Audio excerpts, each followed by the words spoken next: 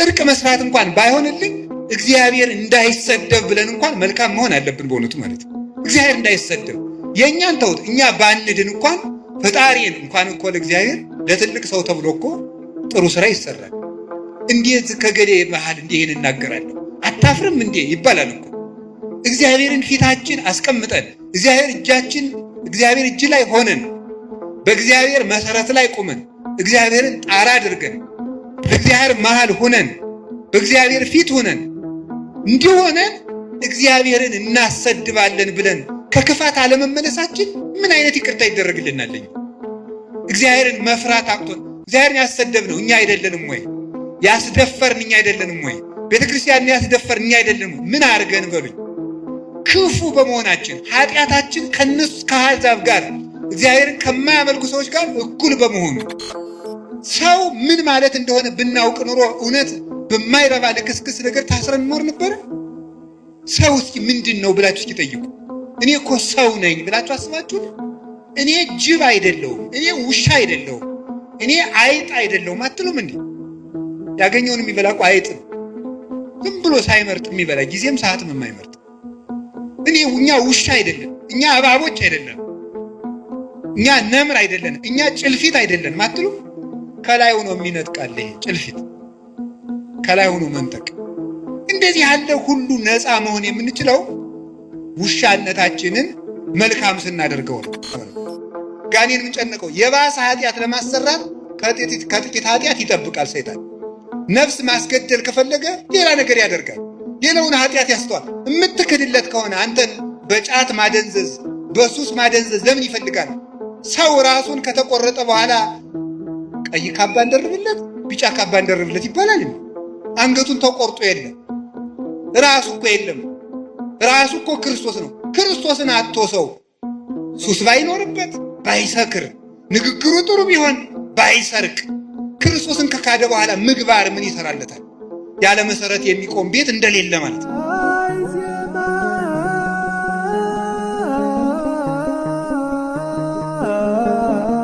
በስመ አብ ወወልድ ወመንፈስ ቅዱስ አሐዱ አምላክ። በስመ አብ ወወልድ ወመንፈስ ቅዱስ አሐዱ አምላክ። በስመ አብ ወወልድ ወመንፈስ ቅዱስ አሐዱ አምላክ። በባህሪው ሞት በመንግስቱ ሽረት የሌለበት ቅድመ ዓለም ሳይፈጠር የነበረ ዓለምን የፈጠረ ዓለምን አሳልፎ የሚኖር የአባቶቻችን አምላክ ቅዱስ እግዚአብሔር በሀብት ስቦ በረድኤት አቅርቦ በቅዱስ ቦታው ስለሰበሰበን ስሙ የተመሰገነ ይሁን። እግዚአብሔርን የወለደችልን መድኃኒታችን የተገኘባት የድኅነታችን ምስራቅ ድንግል ማርያም ወላዲተ አምላክ ቅዱስ መስቀሉ፣ ቅዱሳን መላእክት፣ ነቢያት፣ ሐዋርያት፣ ሰማዕታት፣ ደናግል፣ መነኮሳት ሁሉም ቅዱሳን እግዚአብሔር ያከበረው ስማቸው የተመሰገነ ይሁን። በረከታቸው ይደርብን። የተከበሩ አባታችን መላከ ብርሃን መምህር አእምሮ የዚህ ታላቅ ደብር አስተዳዳሪ፣ የተከበራችሁ መምህራን፣ አባቶች፣ ካህናት፣ ዲያቆናት፣ ወንድሞች፣ እግዚአብሔርን የምትወዱት ይልቁንም እግዚአብሔር የሚወዳችሁ የእግዚአብሔር ቤተሰቦች፣ ምዕመናን አንድ አምላክ በሚሆን በአብ በወልድ በመንፈስ ቅዱስ ስም እንደምን ዋላችሁ? እንደምን ሰነበታችሁ? እንደምን አመሻችሁ? ኃጢአታችን ይቅር ብሎ እስከዚህ ሰዓት ያደረሰን አምላክ ስሙ የተመሰገነ ይሁን። በልቡናችን መልካም ቃል እንዲጻፍበት የቃሉን ደጅ ከፍቶ እንዲያስተምረን ቅዱስ ፈቃዱ ይሁንልን። እግዚአብሔር እንደወደደ የፈቀደውን ያህል ጊዜ እንማማራለን። የምንማማርበት ርዕስ ስለ እብድ ውሻ ነው የምንማማረው። እብድ ውሻ በሉ እስኪ እንደገና በሉ። ስለ እብድ ውሻ እንማማራለን። መጽሐፍ ቅዱስ ላይ የተጻፈ ቃል ስለሆነ አሁን አንድ ሰው እኛ ነፍሳችን ልናድን ነው የመጣ ነው፣ ስለ እብድ ውሻ ልንሰማ አንችልም የሚል ጥያቄ እንደሚነሳባችሁ እኔም ይሄ አይዘነጋኝም። ግን ትርፍ የሌለው ቃል በመጽሐፍ ቅዱስ አልተጻፈም፣ መምህርም ትርፍ የሌለው ቃል አይናገርም እና እግዚአብሔር በዚህም ቃል እንድንማር ቅዱስ ፈቃዱ ይሁንልን። ሐሳቡን እብድ ውሻ ብሎ አታገኙትም። ሐሳቡን ግን የምታገኙት ትንቢተ ኢሳይያስ ምዕራፍ 56 ቁጥር 11 ላይ ታገኙታላችሁ። እሙንቱ ከመ አክልብት እለ ኢይጸግቡ፣ እነሱ እንደማይጠግብ ውሻ ናቸው። እንደ አማርኛው መጽሐፍ ቅዱስ ደግሞ እንደ ዲዳ ውሻ ናቸው፣ ዲዳ ውሻ ናቸው ብሎ ይናገራል። የማይጠግብ ውሻ፣ ዲዳ ውሻ ተብሎ ተነግሯል። እንደዚህ ተብሎ የተነገረላቸው እነማን ናቸው? እኛስ ከዚህ ለመዳን ምን ማድረግ አለብን የሚለውን ነው የምንማማረው። እንግዲህ ስለ ውሻ ተፈጥሮ በቅዱስ መጽሐፍ የተጻፈውን ጥቂት ነገር እነግራችኋለሁ። ውሻ በቤተ ክርስቲያን ለብዙ ትርጉም ነው የሚውለው። በሰይጣን ይተረጎማል። ከሃይማኖት ባፈነገጡ ወንድሞቻችን ወይም ከፍለው በሚያምኑ መናፍቃን በእነሱ ይተረጎማል። በሰይጣን ይተረጎማል። በቅዱሳንም ይተረጎማል ውሻ ማለት ነው። በምዕመናንም ይተረጎማል ውሻ። እንደዚህ ያስባለውን ምን እንደሆነ እነግራችኋለሁ። በቅዱሳን ሲመሰል ውሻ በቅዱሳን ሲመሰል አንድ መልካም ጠባይ አለው። ልሳነ ከለባቲከ ላዕለ ጸላይቱ፣ የውሾችህ አንደበት በጠላቶችህ ላይ ነው ይላል ቅዱስ ዳዊት። የውሾችህ አንደበት በጠላቶችህ ላይ ነው ይላል። ውሾችህ የሚለው እግዚአብሔርን ነው። እግዚአብሔር ውሻ አለው እንዲህ ብሎ ሰው ያስባል። በእርግጥ የፈጠራቸው ውሾች ሁሉ የእግዚአብሔር ናቸው። እግዚአብሔር ከፍጥረት ወገን አክብሮ ያልፈጠረው የለም። ሁሉም ለተፈጠረበት ዓላማ መልካም ነው። አንዱ ግን ያንዱን ጠባይ ሲወስደው ግን መልካም አይደለም። ውሻ በራሱ ተፈጥሮና በራሱ ዓለም መልካም ፍጡር ነው። ሰው ግን የውሻን ጠባይ ሲወስደው ደግሞ ልክ አይደለም። ለምሳሌነት የሚሆነውን መልካሙን ግን እንወስደዋለን። የውሻ መልካም ጠባዩ ጌታውን ያውቃል፣ የጌታውን ቤተሰቦች ያውቃል፣ ንቁ ሆኖ ቤት ይጠብቃል፣ በመዓዛ የመለየት ጸጋ አለው። ውሻ ጠላትም አያስገባም። አዲስ አበባ ያሉት ውሾች ግን ለዚህ ምሳሌ አይመቹም። ጅላጅል ናቸው። ምንም ወዳጅም ጠላትም አይለዩም። የአዲስ አበባ ውሻ ዝም ብሎ ለጅልነት የተሰበሰበ ነው እና እነዚህ ውሾች እነማን ናቸው ሲባል ቅዱሳን አባቶቻችን ነው። ውሾች የተባሉ በቅዱስ ዳዊት አነጋገር ሙሴና አሮን ናቸው። ውሻ የጌታውን ቤት ታምኖ እንደሚጠብቅ እነሱም የጌታቸው የእግዚአብሔርን ቤት ሳይመቻቸው የጠበቁ ናቸው። ውሻ ሰው ባረፈበት ሰዓት፣ በማይመች ሰዓት በሌሊት ጦር ይወረወርበታል፣ ድንጋይ ይወረወርበታል፣ ሌላም ነገር ይደረግበታል። በዚያ ሰዓት ግን ለሰዎች ቤዛ ሆኖ መከራ እየተቀበለ ሲጮህ ቤት ሲጠብቅ ለሰዎች እረፍት ሰጥቶ ያድራል። ልክ እንደዚህ ሙሴ አሮን በማይመች አገር፣ በማይመች ቦታ፣ በማይመች ንጉሥ መሃል የማያምን ንጉሥ ብቻ አይደለም፣ የሚያምኑት ሲወለዱ ወንዝ የሚወረውር ጨካኝ ንጉሥ ባለበት ጊዜ የእግዚአብሔርን ብርሃን በስጋቸውም በነፍሳቸውም ይዘው ለጨለመበት ሕዝብ ያበሩ የነበሩ ለጌታቸው የታመኑ ናቸው። በማያምንና ንጉሥ የንጉሥ ከባድነቱ አለማመኑ ብቻ አይደለም፣ እንዳያምኑ እንቅፋት ሲሆን ደግሞ ሌላ ችግር ነው። እንዳያምኑ እንቅፋት ከመሆን በላይ ደግሞ የሚያምኑትን የሚገድል ከሆነ ደግሞ ሌላ ችግር ይሆናል ማለት ነው። በዚህ መካከል ሃይማኖትን መጠበቅ ታማኝ ውሻ ያሰኛል። ውሻ መጀመሪያ ሲጮህ ለራሱ እየፈራ ነው የሚጮኸው። ታውቃላችሁ ይሄንን? ውሻ እኮ ቤት ለመጠበቅ ብሎ ጮህ አያውቅም። ውሻ የሚጮኸው ፈርቶ ነው የሚጮኸው። ለራሱ መጮህ ይጀምርና ለራሱ የጮኸው ለቤት ይሆናል። ቅዱሳን መጀመሪያ ተጋድሎ ሲጀምሩ ለራሳቸው ነው የሚጋደሉት። ወዮልኝ ለኔ ወዮልኝ ለኔ ነፍሴ በእግዚአብሔር ፊት ስትቆሚ ምን ትመልሻለሽ? ቅድመ መኮንነ ጽድቅ እያፍሮ ለባይል በይንተ ብኢሉ ባለጸጋውን ስለ ባለጸጋነቱ የማያፍር ድሃውን ድሃ ነህ ብሎ አይፈርድለትም፣ መልካም ከሰራ ብቻ ይፈርድለታልና። በዚያ ዳኛ ፊት በቆምሽ ጊዜ ምን ትመልሽለታለሽ እያሉ መጀመሪያ ለራሳቸው ይጋደላሉ። ለራሳቸው የሚጋደሉት ተጋድሎ እግዚአብሔር በእነሱ ላይ ካሳፈረው ብርሃን የተነሳ ለዓለም ሁሉ የሚተርፍ ይሆናል። እንዲህ ብሎ መድኃኒታችን እንደተናገረ ከማውቄ ይብራ ብርሃንክሙ በቅድመ ሰብእ፣ እንዲሁ ብርሃናችሁ በሰው ፊት ይብራ። ወያቱ ማይቶተ ከመ አንብርዋ ታሕተ ከፈር፣ ብርሃንን ወይም መቅረዝን ከታች እንቅብ ሊደፉባት አያበሯትም። አላ ያነብርዋ ዲበ ተቋማ ወታበር ለኩሉ፣ መቅረዝን መብራትን ከመቅረዟ ላይ አስቀምጠው ለሁሉ እንድታበራ ያደርጓታል እንጂ። እንዲሁ ክርስቲያኖችን ቅዱሳንን እግዚአብሔር በራሳቸው ክብር ብቻ ሰውሮ አያስቀራቸውም። እንዲገለጡ ብርሃናቸው ለሰው እንዲተርፍ ያደርጋቸዋል።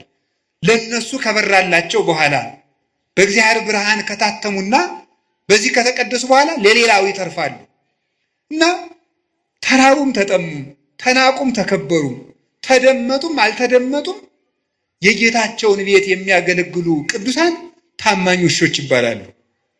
በማይሰማ ሕዝብ መሃል አሁን እኮ ተመልከቱ፣ ንጉሱ ከሃዲ ሕዝቡም ከሃዲ ሲሆን ችግር ነው። አሮንና ሙሴ ታማኝ ውሾች ያሰኛቸው ከዚህ የተነሳ ነው። ንጉሱ ከሃዲ፣ እስራኤልም ከሃዲ ናቸው። ወደ ፈርዖን እንዳይሄዱ ሕዝብ ይዘው ወጥተዋል። ደግሞ የእግዚአብሔር ሆኖ የፈርዖን አይኮንም። ሕዝቡ ደግሞ የባስ ዱባ ብንበላ የሚሻለንን ከነበርንበት ሀገር አወጣችሁ በረሃብ ስበልታችሁ ልንቀሩ ነው ብሎ አንገተ ደንዳና የሆነ ጨካኝ ሕዝብ ነው። እንዲያውም አባታችን ርዕሰ ነቢያት ሙሴ አንድ ቀን እንዲህ ብሏል፣ ይሄንን ሕዝብ በውኑን የፈጠርኩትን ተው፣ እግዚአብሔር ሆይ ተው፣ ሕዝቡን አትቅሰፍ። ሰው ራሱ አንተን ያመሃል አለ። ያመሃል ይሄ ሕዝብ ጣዖት እያመለከ ስታስቸገረኝ ላጠፋው ነው ቢል እግዚአብሔር ተው፣ አንተን ያመሃል። እግዚአብሔር እንዳይታማ የሚቆረቆር ነበረ ሙሴ። ከዚያ ምን ብሎ ነው የሚቆረቆርለት? በረሃ አውጥቶ ሲያበላ ማብላት ሲያቅተው ጊዜ በመቅሰፍት ፈጃቸው ይለዋል። ስለዚህ መመገብ የማይችል ፈጣሪ ብለው ያሟል፣ ተው አትፍጃቸው ብሎ ለአምልኮቱ ተቆርቆሮ ድንጋይ ይዘው ሊወግሩት ለሚመኙ ሕዝብ ለነሱ ለእግዚአብሔር አምልኮት ይቀና ነበረ። እኛ ለእግዚአብሔር እንደሆነ እግዚአብሔር ይታማል፣ እግዚአብሔር ይሰደባል ብሎ የሚያስብ ሰው አለ? ወበእንቲአክሙ ይጸርፉ ለአሕዛብ፣ አሕዛብ ላይ ለስመ እግዚአብሔር፣ በእናንተ ምክንያት አሕዛብ የእግዚአብሔርን ስም ይሰድባሉ ይላል ቅዱስ ጳውሎስ። አስቀድሞ ኢሳይያስ የተናገረው ነው። በእናንተ ምክንያት አሕዛብ እግዚአብሔርን ይሰድቡታል። ምን ብለው ነው የሚሰዱት? አሕዛብ በክርስቲያን ምክንያት እግዚአብሔር ይሰድባሉ። ምን ብለው ነው የሚሰድቡት? ክርስቲያኖች ኃጢአት የሚሰሩ ለምንድን ነው ተብሎ ሲጠየቅ አምላካቸው ኃጢአት የሚወድ ስለሆነ ይሆናላ ብለው ነው የሚሰዱት ማለት ነው። አምላካቸው ኃጢአት ስለሚወድ ነው ኃጢአት የሚሰሩ ብለው በዚህ ምክንያት እግዚአብሔር ይሰደባል፣ እግዚአብሔር እንዳይሰደብ ብለው በእውነቱ ማለት ነው። ጽድቅ መስራት እንኳን ባይሆንልን እግዚአብሔር እንዳይሰደብ ብለን እንኳን መልካም መሆን አለብን በእውነቱ ማለት ነው። እግዚአብሔር እንዳይሰደብ የእኛን ተውት፣ እኛ ባንድን እንኳን ፈጣሪን እንኳን እኮ ለእግዚአብሔር ለትልቅ ሰው ተብሎ እኮ ጥሩ ስራ ይሰራል። እንዴት ከገሌ መሃል እንዲህ ይህን እናገራለሁ አታፍርም እንዴ ይባላል እኮ። እግዚአብሔርን ፊታችን አስቀምጠን እግዚአብሔር እጅ ላይ ሆነን በእግዚአብሔር መሰረት ላይ ቁመን እግዚአብሔርን ጣራ አድርገን በእግዚአብሔር መሃል ሆነን በእግዚአብሔር ፊት ሆነን እንዲሆነን እግዚአብሔርን እናሰድባለን ብለን ከክፋት አለመመለሳችን ምን አይነት ይቅርታ ይደረግልናል? እግዚአብሔርን መፍራት አቅቶን እግዚአብሔርን ያሰደብነው እኛ አይደለንም ወይ? ያስደፈርን እኛ አይደለንም ወይ? ቤተክርስቲያንን ያስደፈርን እኛ አይደለንም ወይ? ምን አድርገን በሉኝ? ክፉ በመሆናችን ኃጢአታችን ከነሱ ከአሕዛብ ጋር እግዚአብሔርን ከማያመልኩ ሰዎች ጋር እኩል በመሆኑ እና ሳይመቸው ክርስቲያን የሚሆን እርሱ ታማኝ ውሻ ይባላል። ጌታውን የሚለይ እንጀራ የጣለለትን የሚለይ የጌታውን ቤተሰቦች የሚለይ እሱ ውሻ ይባላል። ታማኝ ውሻ ቤተሰቡን ሁሉ የሚያውቅ። አሁን እዚህ ውስጥ አስነስቼ ብጠይቅ ሃይማኖቱን የሚናገር ምዕመን አገኛለሁ ብዬ አላስብም። እርግጠኛ ነው የምሆነው በእናንተ በእውነት ማለት ነው። እንዲሁ ለእናንተ መብቃት አያስፈልገኝም፣ እናንተን ስለማውቃችሁ ማለት ነው። ከዚህ ውስጥ ሃይማኖታችሁ ምንድን ነው ሲበብት ብዬ ተዋሂዶ ምንድን ነው አናውቀው። እንዲሁ እኮ አሁንም እንዲህ ይገርማችኋል። የማያውቅ ሰው ማወቅም የማይፈልግ ሰው ከእንዲህ ያለ በሽተኛ እግዚአብሔር ይሰውራቸው። ታሞ መድኃኒትም ማዋጥ የማይፈልግ እዚህ በላይ ችግር አለን። እማናውቅ ለማወቅም ፈቃደኞች ያይደለን ደግሞ ድንቁርናችን ይዘን የምንመጻደቅ ተመጻዳቂዎች ለሁሉም ነገር። የዚህ ዘመን ሰውን የሚያስደንቀኝ በመሰላችሁ አንዱ ለሁሉም ነገር እውቀት አለ።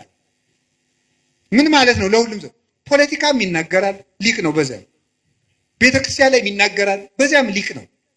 የማያውቀው እውቀት የለውም። ስለዚህ ሁሉንም አያውቅም ማለት ነው። ሁሉንም ስለማያውቅ ሁሉንም አያውቅ። እንዴት ሰው ሁሉን ሊያውቅ ይችላል? እንዴት ሰው ሁሉ ቦታ ሊቅ ይሆናል? ሁሉም ቦታ እጃችሁን ታወጣላችሁ። ሁሉም ቦታ ሲኖዶስን ለመተቸትም ሊቅ ናችሁ። ጳጳሳትን ለመተቸትም ሊቅ ናችሁ። የገዳም ስርዓትም ታውቃላችሁ። ስርዓተ ካህናት ታውቃላችሁ። የዲቁናን ጠባይም ታውቃላችሁ። ስርዓተ መንግስት ታውቃላችሁ። እኔ የዚህ ዘመን ሰው የማያውቀው ሰው አለን? የማያውቀው ነገር በጣም ሊቅ ናችሁ ማለት ነው። እኔ እውነቴን ነው የምነግራችሁ። ከእንዲህ ያለ ሁሉን አዋቂነት መመለስ አለብን በእውነቱ ማለት ነው። ድንቁርና በእውነቱ ቤት ሰርቶብን ያለን። ድሮ ጥበብ ቤቷን ሰራች ነበር የሚባለው። አሁንም ቤተ ክርስቲያን ትለዋለች። እኛ ላይ ግን ድንቁርና ነው ቤቷን የሰራች፣ ብዙ ምሰሶዎችን ያቆመችው። በዚያም ደግሞ እየተመጻደቅን የምንኖር ጌታውን የማያውቅ ውሻ፣ ቤተሰቡን የማያውቅ፣ ስለ ቅዱሳን አባቶቻችን እውቀት የሌለን፣ ስለ ታሪክ እውቀት የሌለን፣ ስለ ሃይማኖት እውቀት የሌለን፣ ስለ ዘመኑም እውቀት የሌለን፣ ስለ ራሳችንም እውቀት የሌለን ሰው ከዚህ ሁሉ እንዴት የእውቀት ድንግልና ይኖረዋል? ሰው እኮ ሃይማኖቱን ማወቅ አለበት። አንድ ቤተ ክርስቲያኑን ማወቅ አለበት። ሁለት ታሪኩን ማወቅ አለበት። ዘመኑን ማወቅ አለበት። ራሱን ማወቅ አለበት። ሰው ምን ማለት እንደሆነ ብናውቅ ኑሮ እውነት በማይረባ ልክስክስ ነገር ታስረን እንኖር ነበረ? ሰው እስኪ ምንድን ነው ብላችሁ እስኪ ጠይቁ። እኔ እኮ ሰው ነኝ ብላችሁ አስባችሁ? እኔ ጅብ አይደለሁም፣ እኔ ውሻ አይደለሁም፣ እኔ አይጥ አይደለሁም አትሉም እንዴ? ያገኘውን የሚበላ እኮ አይጥ ነው። ዝም ብሎ ሳይመርጥ የሚበላ ጊዜም ሰዓትም የማይመርጥ። እኛ ውሻ አይደለም፣ እኛ እባቦች አይደለም፣ እኛ ነምር አይደለንም፣ እኛ ጭልፊት አይደለንም አትሉም?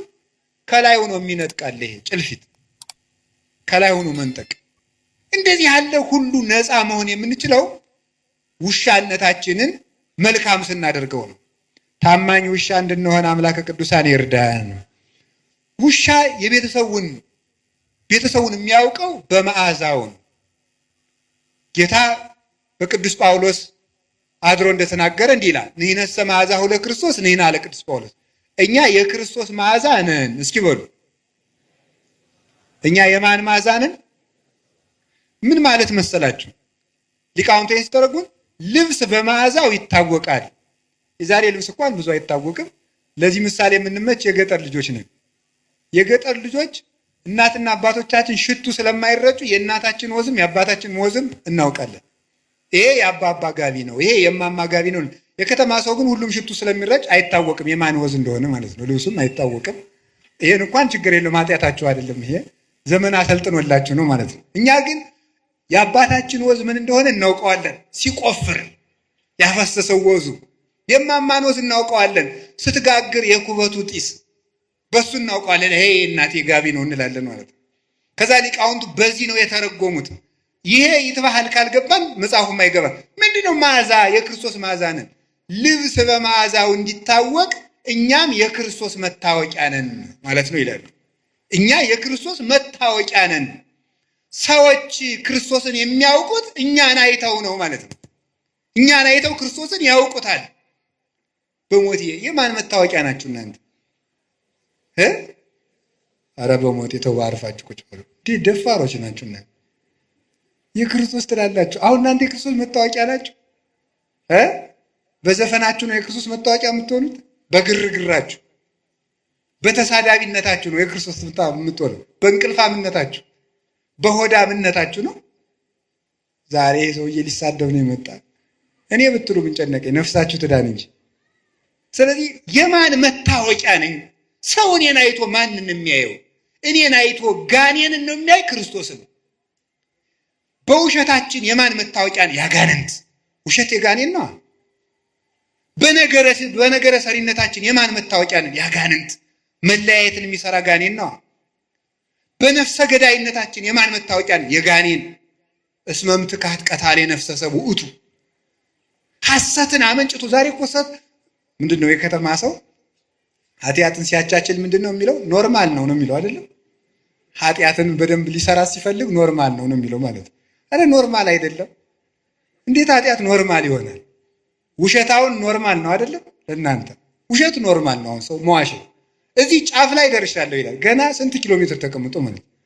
እንዴት ውሸትን ትለምዳል? እግዚአብሔር እውነት ነው በሉ እስኪ በሉ። ጨምሩ። ሐሰት የማን ነው? የሰይጣን በሉ እንጂ።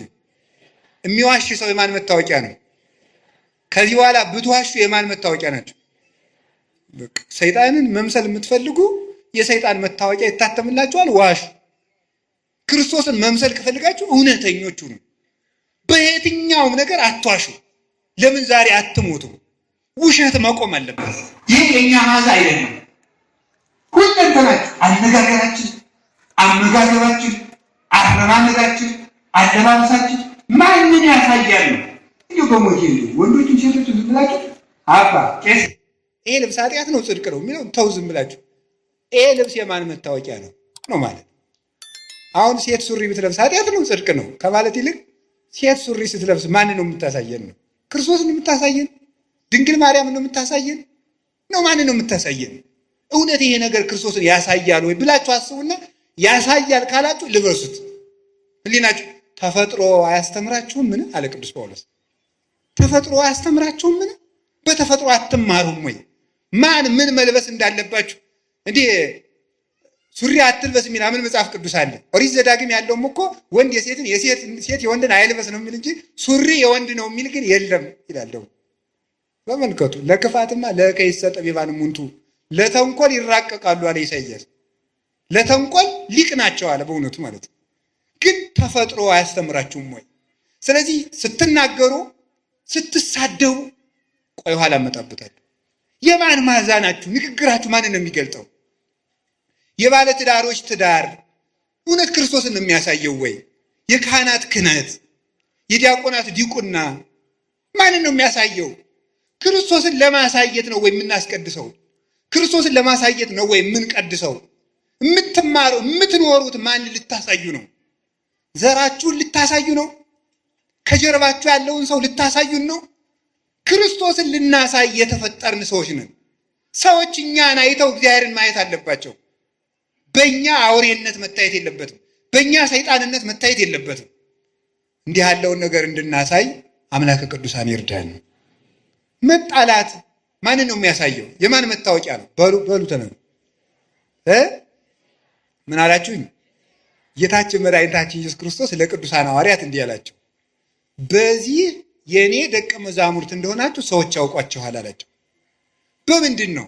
ጌታ እንግዲህ ሐዋርያት እንዲህ ብሏቸዋል፣ ሙት ታነሳላችሁ፣ ድዊ ትፈውሳላችሁ፣ አጋንንት ታወጣላችሁ፣ ለምጽ ታነጻላችሁ፣ ዓለምን ታጠምቃላችሁ፣ በ12 ወንበር ተቀምጣችሁ ትፈርዳላችሁ። በቃ እናንተ በዓለም ላይ የከበራችሁ ናችሁ፣ የምድር ጨው ናችሁ፣ የምድር ብርሃን ናችሁ ብሏቸዋል። በዚህ የክርስቶስ መሆናቸው ይታወቃል አይደለም? ዝም ብትሉ ደግሞ ጥሩ ነው። አይደለም ያላቸው በዚህ የኔ መሆናችሁ ይታወቃል አላቸውም።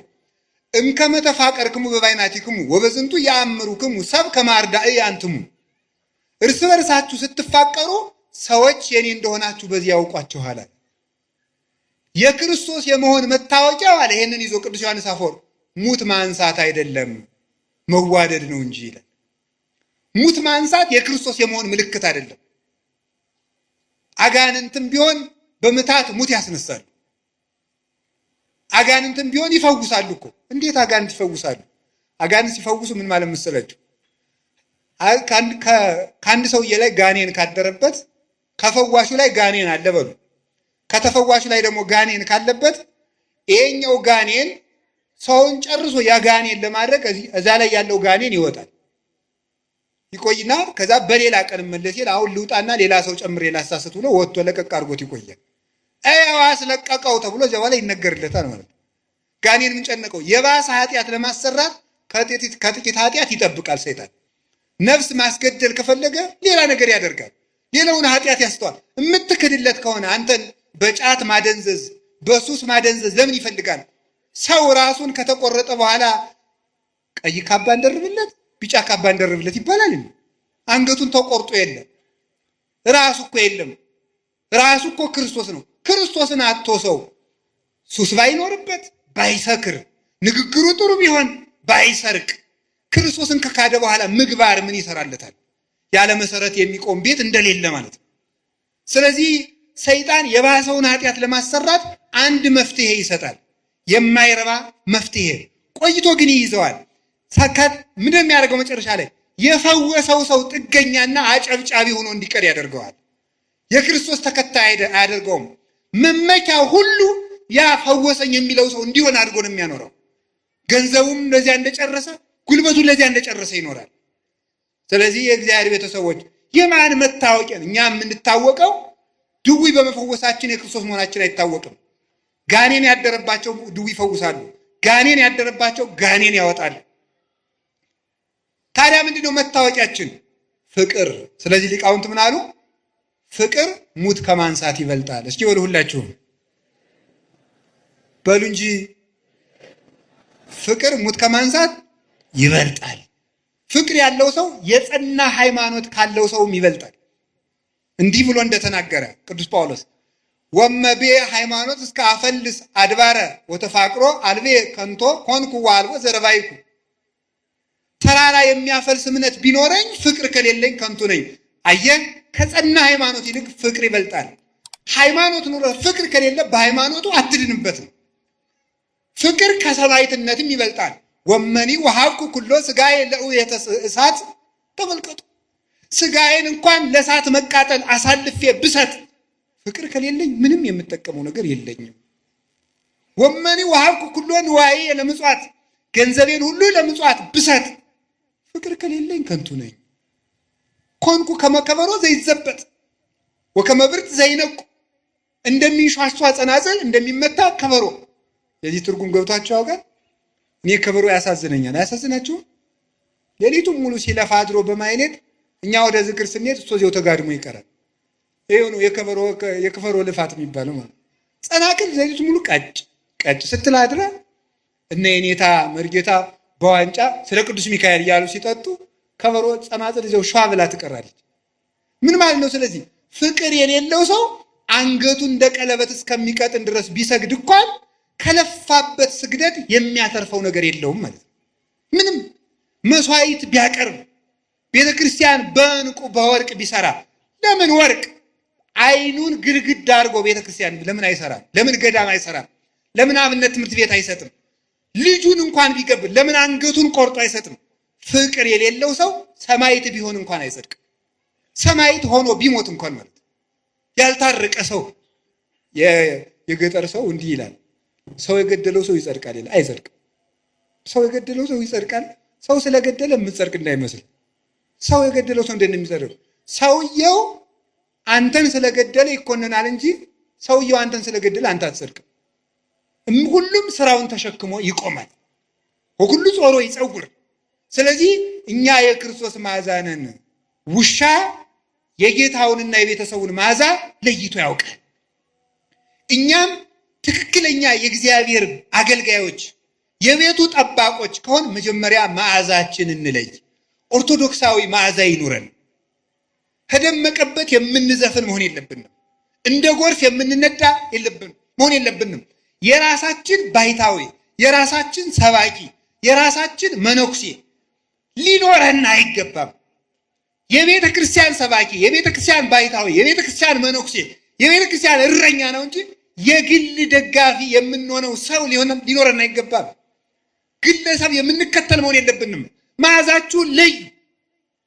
እውነቴን እኮ ነው። እኔ አሁን አላችሁ የላችሁ? አሁን እኔ በጣም በጣም በጣም በጣም አዝናለሁ። እንግዲህ የሚከፋችሁ ሰዎች ስለመኖራችሁ ማዝናለሁ። ለምሳሌ እንዲህ ይባላል፣ መምህራችን ባይታዊ ገሌ በዚህ ቀን እዚህ ቤተክርስቲያን ፈውስ ይሰጣሉ ይባላል። ይሄ የማን መዓዛ ነው? ይሄ ክርስቶስ ነው? ይሄ ተክለ ሃይማኖት ነው? ይሄ አቡነ ገብረ መንፈስ ቅዱስ ነው? አይደለም። የአጋንንት መዓዛ ነው። ይሄ ማንኛው ጻድቅ ነው እንደዚህ ያደረገ? የበረሃው ኮከብ አባታችን ቡሩክ ገብረ መንፈስ ቅዱስ ድዊ ሲፈውሱ ቆይተው ሰው ሲያውቅባቸው ወጥተው ወደ ሌላኛው ጫካ ነው የሄዱት። አንድ ሰውዬ ገብረ መንፈስ ቅዱስ እዚህ ያሉ ሲባል ሰምቶ መጣ። የታመመ ሰው ይዞ መጣ።